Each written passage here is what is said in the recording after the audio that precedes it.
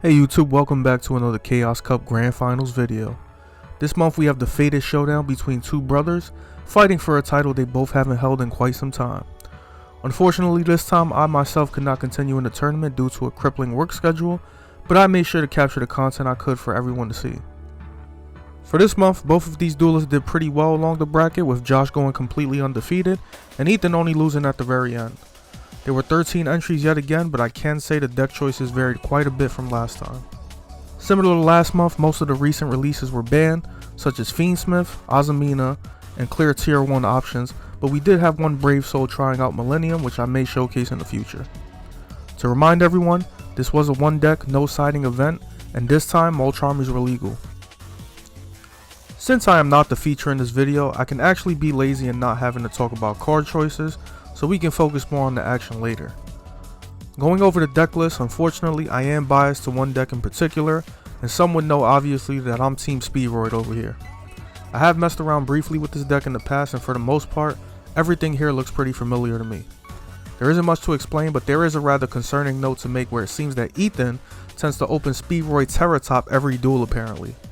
Had others provided replays, I could have worked on checking this guy for cheating somehow, but from the matches here in the video, you will see he really just got it like that.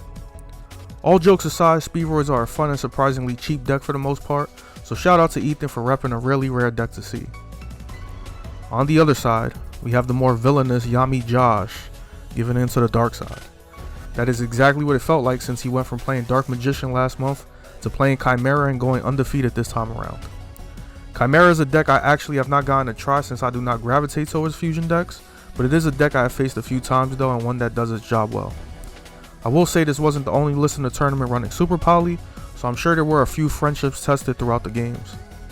The matches between these two were not quick games, so there is plenty to see here if you stick around. The two also decided to face at around 2 AM when I had to be awake for work at 6 AM, so I kinda hate them both for that, but it was worth watching live while I could.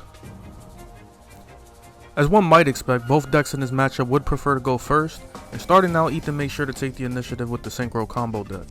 While I did say I played the deck a while ago, it did still slightly surprise me throughout the games, but again it could be those cheating Terra Tops. The combo here looks pretty safe to get at least 2 disruptions out with Synchro monsters, but the Hagoita that gets left behind leads me to believe there is potential for more. Without spoiling too much, you may get an idea of what Ethan has to worry about when he passes turn, but for the most part this wasn't the worst setup. Josh takes turn here and has a playable hand for the most part as Ethan plays it safe on the search effect. Now while it is possible to go double Crystal Wing, I feel like Clear Wing was a decent option since it provides 2 negates as opposed to 1. The catch is both negates are related to the monsters being level 5 or higher, and one of them has to be on the field. Now, highlighting the Kryptonite to Ethan's board, most of Josh's monsters have an effect when they hit the grave after being fused away, so unfortunately Ethan can't easily destroy his monster due to constant chain blocks. Josh knows this, so he's going to set his fusion monster's effect to trigger as Chain Link 1, while the grave effects follow and using a negate on those isn't as effective.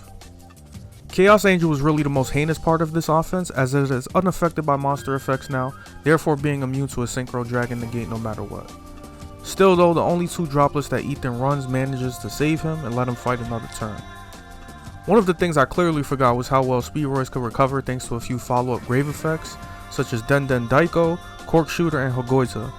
Ethan shows all of this off well, and you'll see as he fights back against Josh. Thankfully, both monsters opposing him don't have any early disruption effects, and the only play Chimera can make here is a quick fusing into the Guardian Chimera for 2 pops, or so I think. The problem with that though is that there is no chain block here to save Josh, and he probably figured that, so all he could do was watch as the Synchro deck got revved up. Thanks to that amazing draw, Josh is effectively locked out of making plays, so Ethan is going to take game number 1 in impressive fashion. I said the games weren't quick because I saw the duels live, but it kinda dawns on me that I have to speed up these combo deck replays or we'll be here all day. Moving on to the second duel, and the last of my commentary, Josh is gonna go first to no one's surprise, but I feel like going second wouldn't be too outrageous considering his matchup advantage. Normally you wouldn't want to let a Synchro combo deck into multiple disruptions run free, but with all that chain blocking, Josh might have had a shot.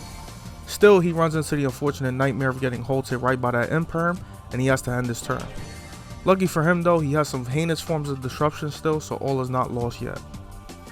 Ethan does a really good job fighting through 2 hand traps, which is probably a bare minimum to play Yu-Gi-Oh nowadays, but the last card Josh has really seals the deal. This play is heartbreaking, and I'm not sure if it would have been ideal for Ethan to use droplets to save Terratops from being negated. Either way, Super Poly would have been a nightmare, and there isn't much recovery for his follow-up turn available. Though he may not admit it, Josh was probably given an evil chuckle right about now, picturing how he would get revenge on his younger brother for drinking the last Malta on the fridge like 10 years ago or some shit, but he does get his deck rolling on this next turn. I think the most admirable thing to come out of this match is that no matter how bleak it looks, Ethan does decide to fight. Droplets actually saves him from losing to an OTK because I think that Chimera boss monster can attack 3 times while reducing the monster's attack to 0 in the process. With only a top deck left to his name, you would think surrender would be the best option, but not for this guy. I lied earlier about Ethan not having some type of follow-up since Ultra Hound can just throw a synchro out while he is in the grave for almost no cost. Its effects are negated, but getting materials on board is the name of the game for Speedroids. Even despite the negate, Ethan is going to get a pretty good combo going with Terratop, Cork Shooter, and the whole gang as he is able to climb right up into a Crystal Wing Synchro Dragon eventually. It is an impressive recovery, and again, Josh has no disruption outside of a monster attacking his Chimera, which only a certain dragon could get away with. Now in the last duel, Ethan was able to destroy the boss fusion since it tried to activate his effect during battle, reducing the monster's attack to 0 and negating its effect. Sadly, I myself didn't know it has the additional effect of being immune to destruction in battle, so Josh is going to learn a neat trick already here, one duel later. One negate alone isn't enough for Ethan to survive another turn on defense, so as one might expect, things wind down for him in this second duel. I'm going to leave it at that, so enjoy the remaining replays and stay tuned for next month's tournament as well. I'm going to keep these rolling out even if I can't duel or upload any other videos.